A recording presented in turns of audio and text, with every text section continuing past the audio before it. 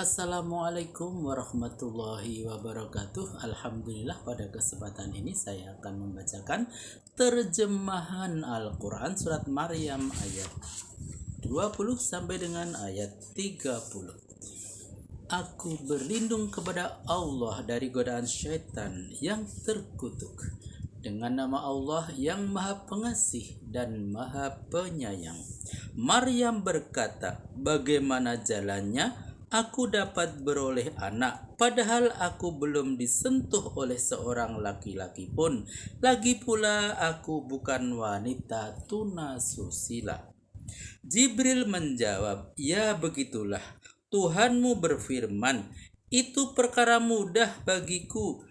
Kami lakukan itu untuk kami jadikan bukti kepada manusia atas kekuasaan kami, dan sekaligus sebagai rahmat pula dari kami. Peristiwa itu adalah hal yang sudah ditetapkan lebih dahulu dalam ilmu Tuhan yang azali."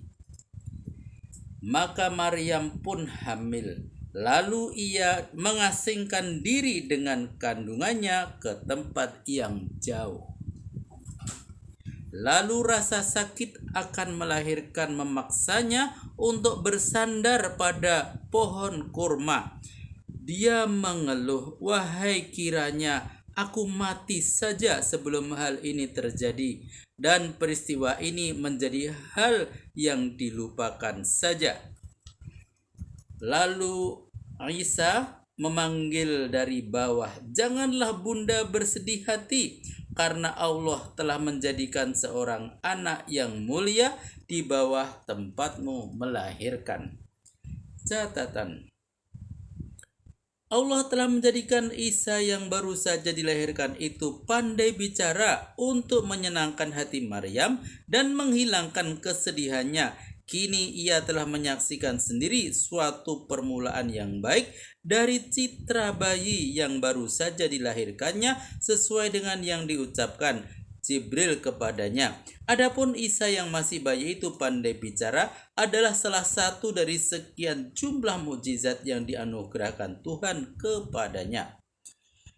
Yang kedua, anak yang mulia. Terjemahan dari kata Arab sariyan diambil dari pokok kata sariyu, muannasnya syariyah.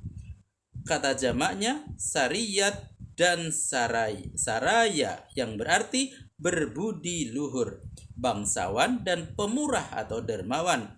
Mufassirin lain menerjemahkan kata sarian itu dengan anak sungai, diambil dari pokok kata sariyu dengan kata jamak asriyah dan suryan. Bila kita memperhatikan bahwa Maryam seorang wanita suci, kuat beribadat dan keturunan orang baik-baik pula, tiba-tiba di tempat peribadatannya ia hamil tanpa disentuh oleh seorang laki-laki pun, maka kita dapat mengerti bagaimana jiwanya tergoncang dengan hebatnya. Apa yang akan dikatakannya kepada keluarganya nanti kalau ia pulang membawa seorang bayi yang tidak ada bapaknya? Dan ia yakin pula keluarganya tidak mungkin mempercayainya jika ia mengatakan bahwa bayinya itu bukanlah hasil perbuatan mesum, karena keluarganya tahu bahwa ia tidak bersuami, dan keadaan kritis seperti itu yang terlintas dalam benaknya bukanlah hendak meminum air walaupun seteguk dua, tapi suatu keputusan sebagaimana yang tercetus dalam ucapannya, "Alangkah baiknya kalau aku mati saja sebelum peristiwa ini terjadi, dan peristiwaku ini menjadi hal yang dilupakan saja." Jika kata sarian itu diterjemahkan dengan anak sungai, yang dalam hal ini dikatakan sebagai ucapan Jibril kepada Maryam bahwa Allah telah menjadikan anak sungai di bawah tempatnya melahirkan dengan maksud supaya Maryam meminum airnya, jelas tidak sesuai dengan konteks peristiwa, sebab kalimat terakhir yang diucapkan Jibril kepada Maryam sebagai kata putus ialah "wa kana amrom maqdiya", Maksudnya Maryam akan beroleh putra tanpa bapa itu adalah suatu keputusan Tuhan yang telah ditetapkan lebih dahulu dan tidak dapat diganggu gugat. Sedangkan kata sarian ini adanya pada ayat 24 ini, yakni setelah Maryam melahirkan. Kalau ucapan itu diucapkan Jibril setelah Maryam melahirkan, maka hal itu mengundang pendapat bahwa Jibril datang kepada Maryam 2 kali. Sebab proses kehamilan Maryam menurut pendapat umum atau jumhur sama dengan proses kehamilan perempuan-perempuan lainnya, yaitu 9 bulan. Sedang Ikrimah mengatakan 8 bulan. Pendapat Ibnu Jarir yang bersumber dari Ibnu Abbas yang mengatakan bahwa Maryam begitu hamil, begitu melahirkan, aneh dan tidak masuk akal. Dan kata Ibnu Katsir, kata Jibril datang kembali kepada Maryam setelah ia melahirkan lalu mengatakan bahwa Tuhan telah menjadikan anak sungai di bawah tempatnya melahirkan, berarti Jibril telah bertindak melebihi tugas yang diperintahkan kepadanya. Dan ini jelas tidak mungkin, sebab para malaikat apalagi Jibril tidak akan bertindak melebihi perintah Tuhan, bahkan sangat hati-hati dalam melaksanakannya.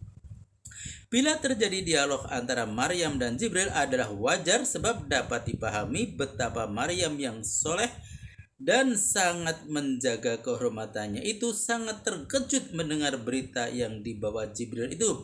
Sedang bagi Jibril sendiri dengan terjadinya dialog itu tidak bertindak melebihi perintah Tuhan, sebab dialog terjadi sebelum ia melaksanakan tugasnya meniupkan ruh Isa ke tubuh Maryam. Bukan itu saja, sekiranya Maryam membutuhkan minum seteguk 2, tidak dirasa perlu Allah menjadikan sebuah anak sungai, kecuali kalau yang akan meminum bukan seorang Maryam, tapi beribu-ribu Maryam.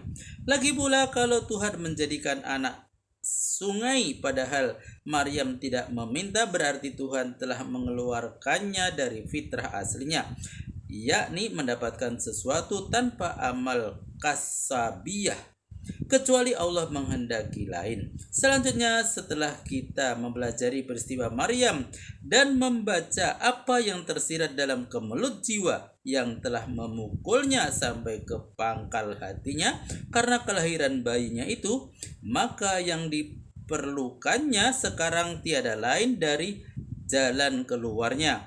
Kini pintu untuk jalan keluar itu sudah dibukanya oleh bayi yang baru saja dilahirkannya, berupa ucapannya, "Janganlah ibu berduka cita, sebab anak yang ibu lahirkan ini bukanlah anak haram sebagaimana yang ibu takutkan, tapi seorang anak yang mulia, akan menjadi nabi dan diberi Alkitab dan akan berperan besar dalam hidup dan kehidupannya." Dengan ucapan Isa ini, Maryam telah melihat titik terang untuk menenteramkan gejolak jiwanya, dan sekaligus terjemahan kata sarian dengan anak yang mulia dapat diterima dengan akal sehat. Rangkulah pohon kurma itu ke arahmu dan goyangkanlah, niscaya buahnya yang ranum akan berguguran kepadamu. Catatan, kalau Allah menghendaki, dengan mudah Allah menundukkan pohon kurma itu ke arah Maryam supaya Maryam dapat memetik buahnya dengan mudah. Tapi Allah menyuruhnya berusaha kalau hendak mendapatkan rezeki, bukan hanya menunggu takdir dalam peristiwa yang sama. Makanlah buahnya dan minumlah sarinya, serta senangkanlah hatimu jika kau melihat seseorang manusia yang ingin menanyakan persoalanmu dan anakmu, isyaratkanlah kepadanya, "Aku telah bernazar kepada Tuhan yang Maha Pengasih akan berpuasa, tidak akan berbicara dengan manusia manapun pada hari ini." Catatan, jika ada pertanyaan sehubungan dengan diri dan anaknya, akan diserahkan menjawabnya kepada bayinya. Lalu Maryam pulang kepada kaumnya sambil menggendong bayinya. Kaumnya berkata, "Hai Maryam, kau telah melakukan perbuatan yang amat keji. Hai Yunda Harun, bapakmu bukan laki-laki hidung belang dan ibumu bukan pula wanita tunasusila. Lalu bayimu itu dapat dari mana? Catatan, Yunda, kakak perempuan Harun, adalah nama julukan untuk Maryam karena salehnya. Kakak perempuan Nabi Harun, kakak Nabi Musa, juga bernama Maryam. Kalau dahulu Yunda Harun ini sebagai nama kehormatan untuk Maryam, kini sebagai ejekan gara-gara bayinya itu. Lalu Maryam mengisyaratkan agar mereka berbicara dengan bayinya. Mereka bertanya, bagaimana kami akan berbicara dengan bayi yang masih dalam ayunan? Sang bayi berkata, aku adalah seorang hamba Allah. Dia akan memberiku Alkitab dan akan menjadikan aku seorang nabi.